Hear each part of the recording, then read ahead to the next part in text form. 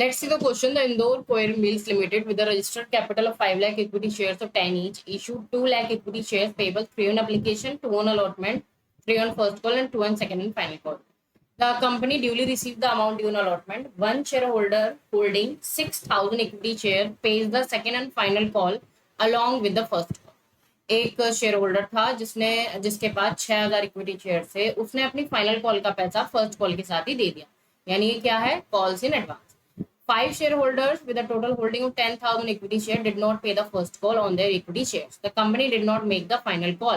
Company ने final call make की ही नहीं.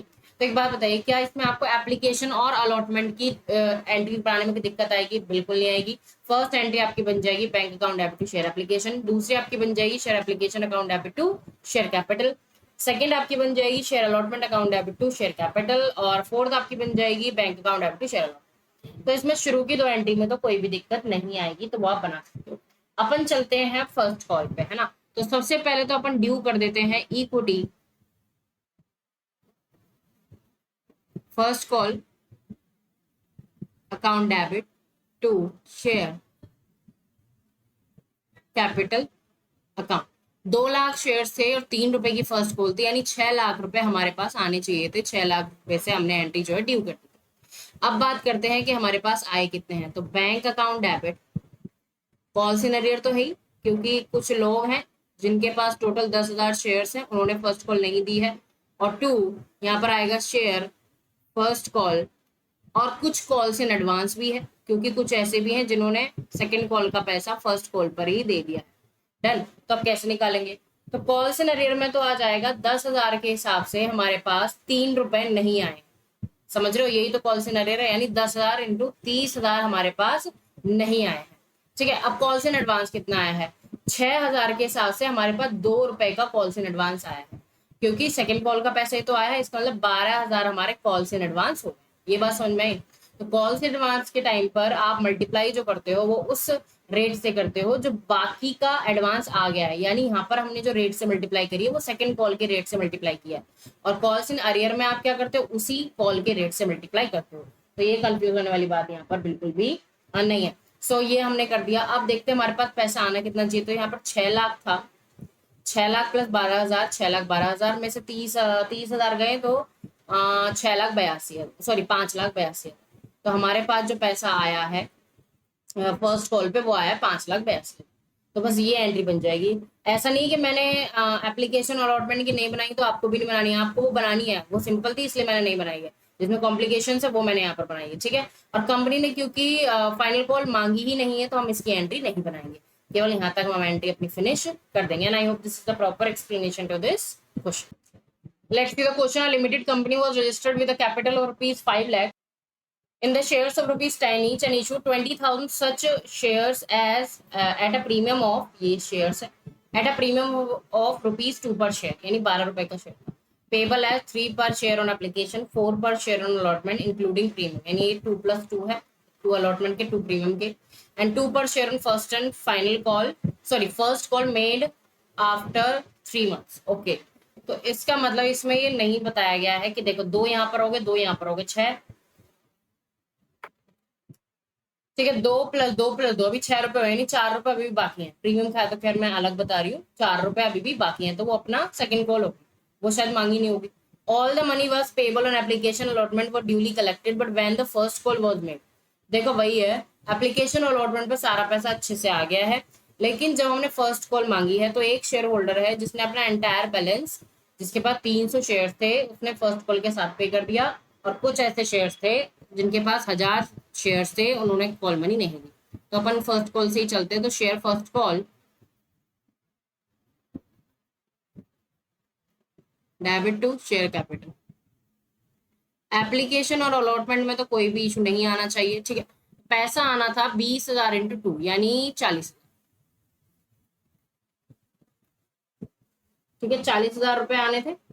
ओके. अब देखते हैं आया कितना है. तो bank account debit,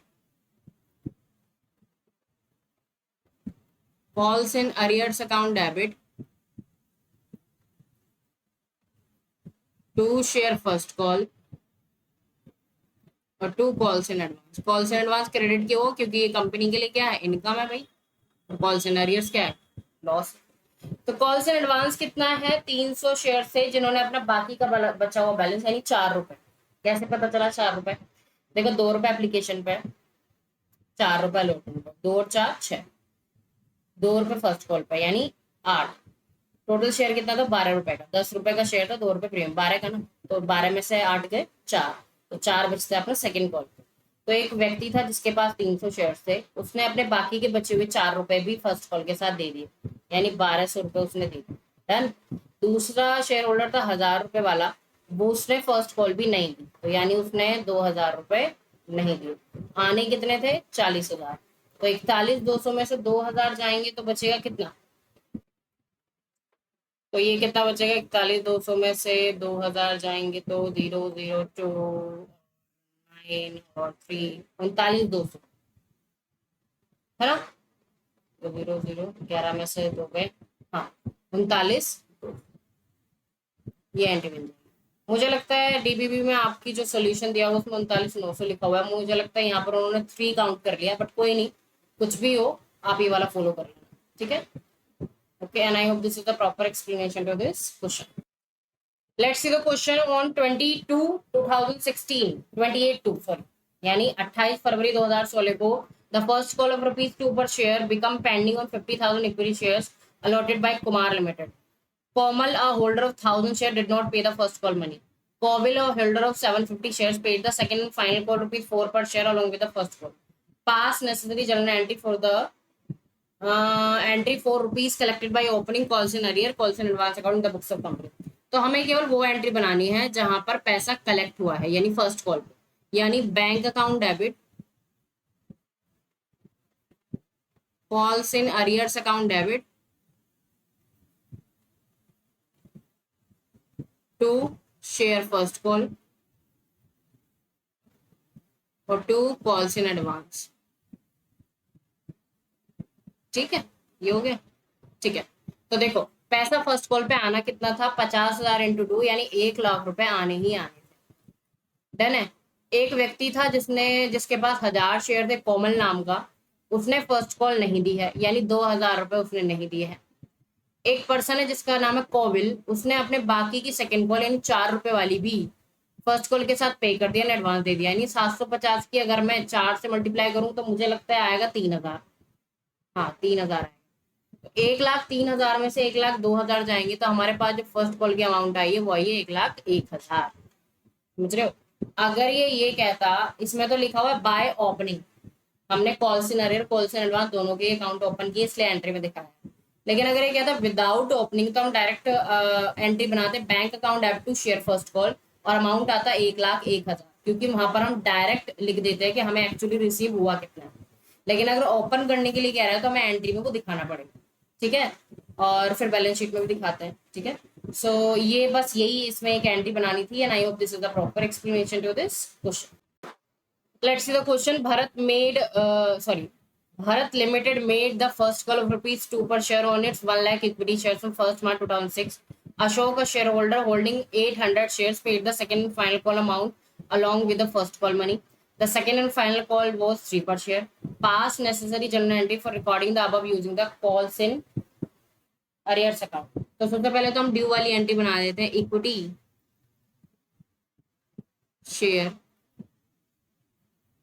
first call account debit to share capital account. ठीक है, इसको मैं साफ से, ठीक है। तो आना कितना था? 2 लाख रुपए आने थे। ठीक है, अब देखिए क्या हुआ है कि एक व्यक्ति ने एडवांस पैसा दे दिया है, तो bank account debit to share first call और 2 कॉल्स इन एडवांस अकाउंट। तो आना कितना था? 2 लाख। ठीक है, तो एक व्यक्ति है जिसके पास है 800 शेयर, उसने 3 रुपए का जो सेकंड कॉल थी वो भी इसी के साथ दे दिए, यानी 2,400 रुपए दे दिए, यानी 2,400 तो आएगा, हाँ। तो 2,24,000 यहाँ पर आ जाएगा। ठीक है, तो बस ये एंट्री बनानी थी, and I hope this is the proper explanation to this question.